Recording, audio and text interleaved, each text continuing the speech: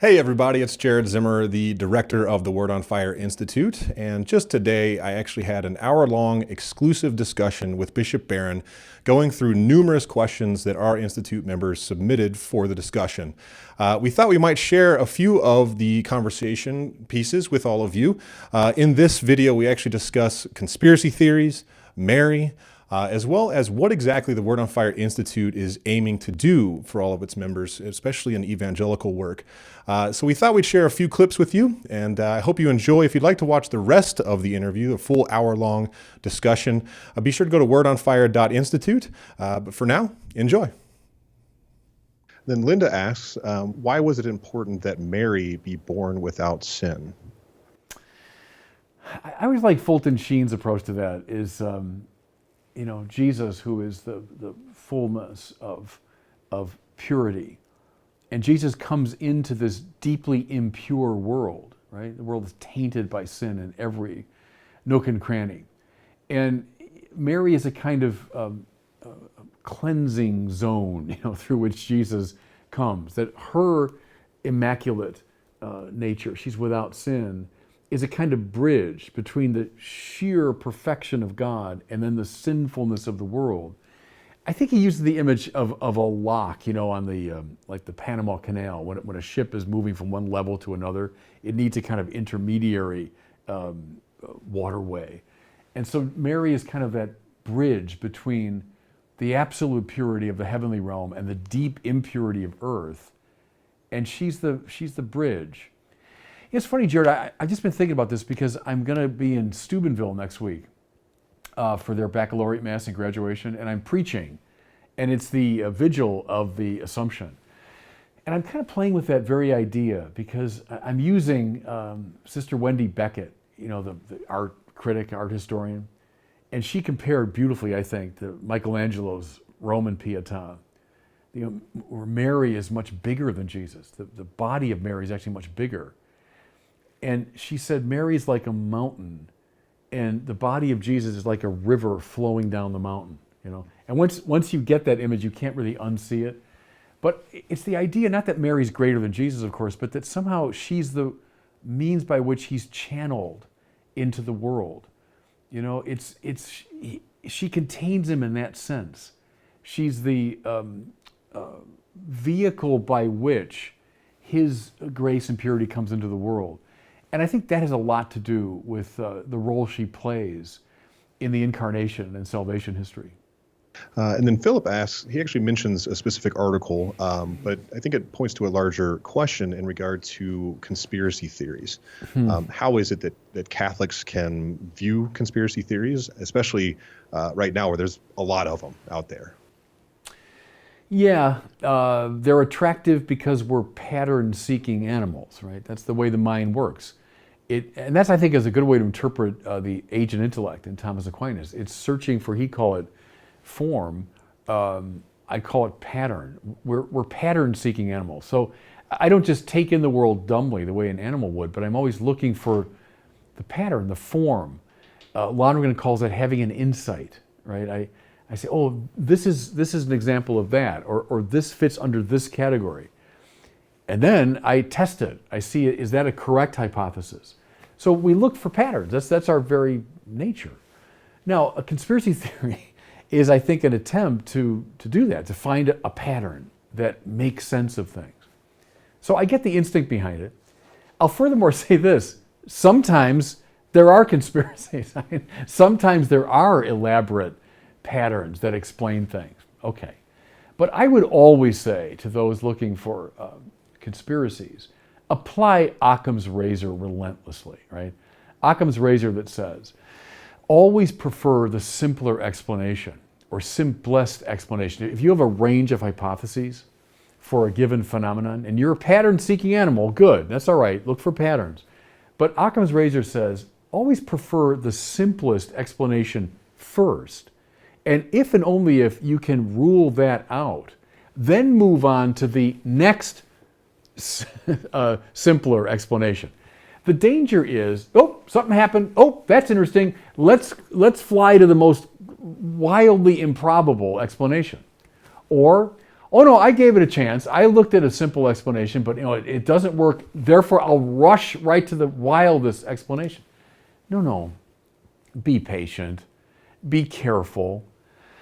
Always follow Occam's razor as you're seeking out patterns for things. And that's why I think, intelligent people have a healthy suspicion of conspiracy theories, because it looks like we're rushing to that level of explanation. There's something, I'll confess it, deeply satisfying about conspiracy theories, because, that fits there. Oh, it's all part of one, but, likely it's not all part of some grand overarching. Likely it's this stumbling into that and this having some influence, and that's less satisfying, but it's probably truer. And that maybe, Jared, I put it that way, is always ask the question, is it true? Something can be satisfying, fascinating. Look, when I was a kid, back in the 70s, 80s, all the rage were Kennedy assassination theories. So down in your neck of the woods, right? You go to Dallas. Yeah. Believe me, I can give you all kinds of. I read all those books as a kid. When you're 15, 16, and CIA, the FBI, Castro, the mafia. Pick your conspiracy theory. Watch the movie JFK. They're all on display in one great meta conspiracy theory. Okay, it's fun. It's fun to think along those lines. But is it true? Is it true? So I know when it comes to the church, people have conspiracy theories about all kinds of things. All right. Is it true? And always apply Occam's razor. I think that's the key there. So there was also several questions about sort of the future of the Institute, the future of the movement itself. And so one question is kind of, what would you have the Institute people do now? And what is kind of the collective mission that you'd really like to see them activate? Yeah, good. I feel so strongly about it. The Institute is not just for the edification of the Institute members. And I'll just say that bluntly. So we're providing all this material, from the journal to the courses to this event today, to all that we do, all that you're supervising, Jared. But what's the purpose? It's not just for the intellectual and spiritual upbuilding of the Institute members. It's so that they might become evangelizers. It's so that they can be empowered to do their work. So we send them out. It's a missionary endeavor. I'll give you one opening step. Bring one person back to church that you know in your life who's stayed away. So before we get to the heathen, how about we start with someone in your family, someone in your circle of friends, someone that you know at work who's a Catholic and has strayed away. Get them back. That's my charge to all what is it, almost 16,000 Institute members now. Go. That's what we're empowering you to do, to become evangelizers in the wider society. If you can make that commitment this year, I'll give you a year, this year, bring somebody that you know who should be coming to church back to church. And then turn them into an evangelizer. Maybe take materials that you've been given, hand them out. You got that journal, right? If you enjoyed the Word on Fire journal, which is A+ in my book, All right, good, give it to somebody. Hand it away to somebody. You've benefited from a course. Share what you learned in that course. Don't just say, hey, that was interesting. But share it now with someone. You've been given access to Word on Fire materials. Good, share them. Give them away. You're the eyes and ears and hands and feet, to carry out this mission. So that's my word of encouragement, to my exhortatio to all the Word on Fire Institute members. It's not just for you; it's for the world, and you're a missionary. There was a couple other questions about, we've mentioned a few times that, we would really like boots on the ground, start gathering communities together, start maybe even putting on national conferences, maybe even international conferences. And there's a question of when, right? When is this going to happen?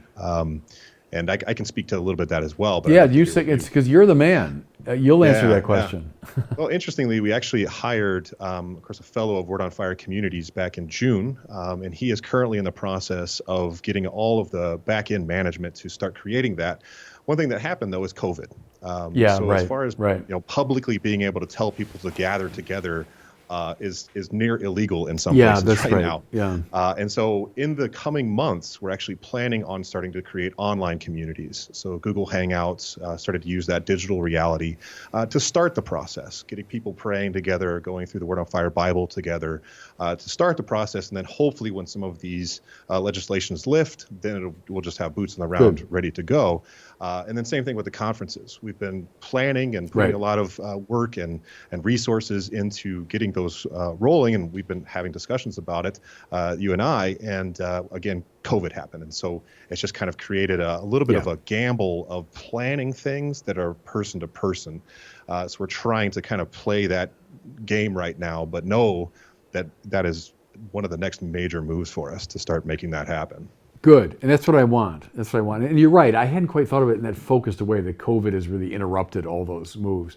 But conferences, yes, both national, international, gathering people on the ground in people's homes or in a parish or wherever it works to bring Word on Fire Institute members together to meet each other, to talk, to read, for example, that little book Centered that we came out with, which is sort of a gathering of the Word on Fire spirituality. I would like that. Just have a group that would work through that book together. And then after each major section, pull out the practical implications. Therefore, what? Therefore, what do I do? Take this challenge I've just given. Your job next year, bring one person back to church. So yeah, that's what I want, Jared. That's what I want. And to make Word on Fire a national and ultimately international movement. It is already. I mean, we've got international presence. But keep broadening and deepening that. That's what I want. All right. Well, I hope you enjoyed that clip from, again, a longer discussion that I had with Bishop Barron exclusively for Institute members. If you'd like to watch the rest of the discussion where we go through numerous other topics, be sure to visit wordonfire.institute and join us as a member. Along with this discussion, you get numerous courses, you get a quarterly journal, several other resources to help you become the best evangelist that you can be. So again, that's wordonfire.institute, and we'll see you inside.